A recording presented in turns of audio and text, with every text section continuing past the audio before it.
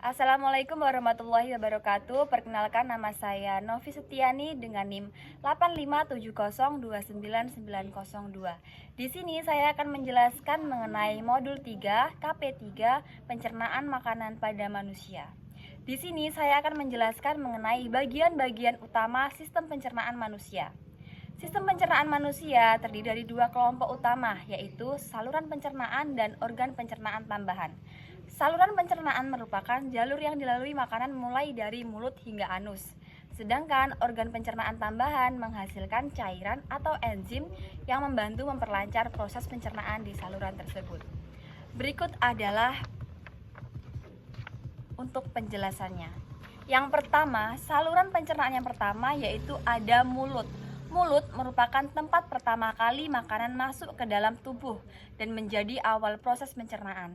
Di dalam mulut, makanan dihancurkan secara mekanis oleh gigi yang memotong, mengunyah, dan menggiling makanan menjadi bagian kecil agar mudah ditelan.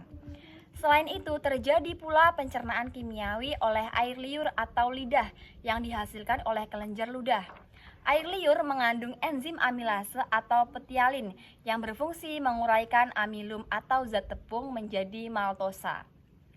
Lidah membantu mengatur posisi makanan saat dikunyah, mencampurkan makanan dengan air liur, dan mendorong makanan ke kerongkongan. Hasil dari proses di mulut disebut bolus, yaitu gumpalan makanan lembek yang siap ditelan. Yang kedua, terdapat kerongkongan atau esofagus. Kerongkongan merupakan saluran penghubung antara mulut dan lambung. Fungsinya adalah menyalurkan makanan melalui gerakan otot yang disebut gerakan peristaltik, yaitu gerakan meremas dan mendorong makanan ke arah lambung. Proses ini tidak melibatkan enzim pencernaan, tetapi penting untuk memastikan makanan bergerak dengan lancar ke lambung. Bahkan ketika seseorang dalam posisi berbaring, lapisan dalam kerongkongan mengeluarkan lendir untuk memudahkan makanan meluncur ke bawah. Yang ketiga, terdapat lambung atau ventriculus. Lambung adalah organ berbentuk kantong besar yang terletak di rongga perut bagian kiri atas. Di dalam lambung, makanan mengalami pencernaan mekanis dengan cara diadu oleh otot-otot lambung. Dan pencernaan kimiawi dengan bantuan getah lambung. Getah lambung mengandung beberapa zat penting, yaitu asam klorida atau HCI yang berfungsi membunuh kuman dan mengaktifkan enzim pepsin yang memecahkan protein menjadi pepton. Dan enzim renin yang membantu mencerna protein susu atau kasein pada bayi. Setelah proses ini, makanan berubah menjadi bubur lembek yang disebut kim atau kim, yang kemudian diteruskan ke usus halus. Dan yang keempat, ada usus halus atau intestinum tenue. Usus halus merupakan tempat terjadinya pencernaan dan penyerapan zat gizi utama. Usus halus terdiri dari 3 bagian, yaitu duodenum atau usus 12 jari, jejunum atau usus kosong, dan ileum atau usus penyerapan. Pada bagian duodenum, getah pankreas dan empedu masuk untuk membantu proses pencernaan. Enzim amilase dari pankreas memecah karbohidrat, tripsin memecah protein, dan lipase memecah lemak. Usus halus juga menghasilkan enzimnya tersendiri seperti maltase, sukrase, dan laktase untuk menyempurnakan pemecahan karbohidrat menjadi glukosa. Setelah diuraikan, hasil pencernaan berupa glukosa, asam amino, asam lemak, dan gliserol akan diserap oleh jonjot usus atau villi untuk dialirkan ke seluruh tubuh melalui darah. Proses penyerapan ini merupakan tahap paling penting dalam sistem pencernaan, karena disinilah tubuh memperoleh zat gizi dari makanan.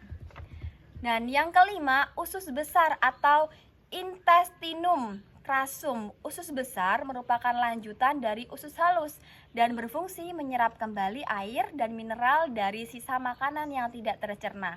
Selain itu, di dalam usus besar hidup bakteri baik seperti Escherichia coli yang membantu pembentukan vitamin K dan mempercepat pembusukan sisa makanan menjadi feses. Proses ini juga membantu menjaga keseimbangan mikroorganisme di dalam tubuh. Sisa makanan yang sudah mengental disebut feses dan disimpan sementara di rektum sebelum dikeluarkan melalui anus. Dan yang terakhir terdapat anus. Anus merupakan bagian akhir dari saluran pencernaan yang berfungsi untuk mengeluarkan sisa makanan dalam bentuk fases. Proses ini disebut defekasi, yaitu proses pengeluaran kotoran yang terjadi dengan bantuan otot-otot sfinkter di sekitar anus. Tahap ini menandai akhir dari seluruh proses pencernaan di mana tubuh membuang sisa yang tidak berguna. Selanjutnya, yang kedua, terdapat organ pencernaan tambahan. Organ pencernaan tambahan yang pertama terdiri dari kelenjar ludah. Kelenjar ludah adalah organ yang berfungsi menghasilkan air liur yang mengandung enzim amilase. Enzim ini berperan dalam memulai pencernaan karbohidrat sejak di dalam mulut. Selain membantu memecahkan amilum menjadi maltosa, air liur juga melembabkan makanan sehingga mudah dikunyah dan ditelan. Dan yang kedua terdapat hati atau hepar. Hati merupakan organ terbesar dalam tubuh yang memiliki banyak fungsi. Salah satunya adalah menghasilkan empedu. Cairan empedu berwarna hijau kekuningan dan disimpan dalam kantung empedu. Sebelum dialirkan ke usus halus, fungsi utama empedu adalah mengemulsikan lemak, yaitu memecahkan gumpalan lemak besar menjadi tetesan kecil agar mudah diurai oleh enzim lipase dari pankreas. Selain itu, hati juga membantu menetralisir racun, menyimpan glikogen, dan mengatur kadar gula darah. Dan yang ketiga adalah pankreas. Pankreas merupakan